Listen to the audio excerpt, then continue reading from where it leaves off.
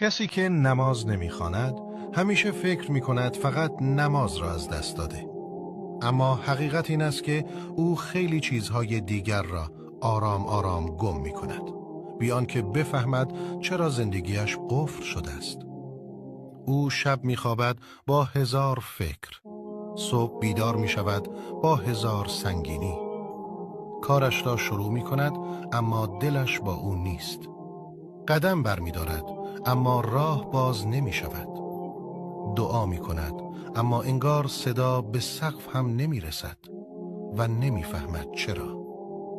نمی‌داند آن لحظه هایی که باید خدا دستش را می‌گرفت، آن دقیقه هایی که باید دلش آرام می‌شد، آن ثانیه هایی که باید راه از آسمان باز می‌شد، همه‌شان در همان سجده هایی بود که هیچ وقت نرفت.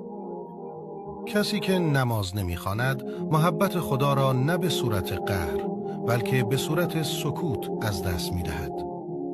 سکوتی که نه فریاد دارد نه اشک، فقط خفگی دارد.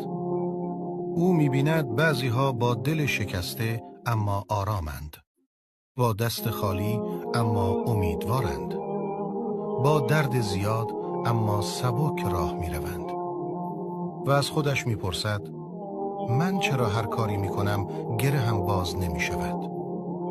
چون خدا بعضی محبت‌ها را فقط در نماز می‌دهد.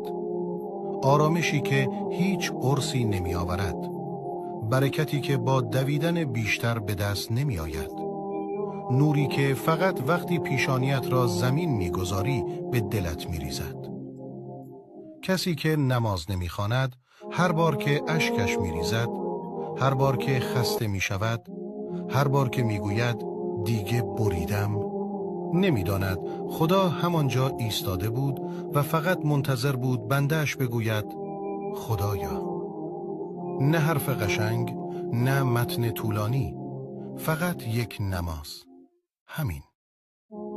و دردناکترین قسمت ماجرا این است خدا هنوز هم دوستش دارد، اما او جایی را ترک کرده که محبت خدا در آن جاری بود.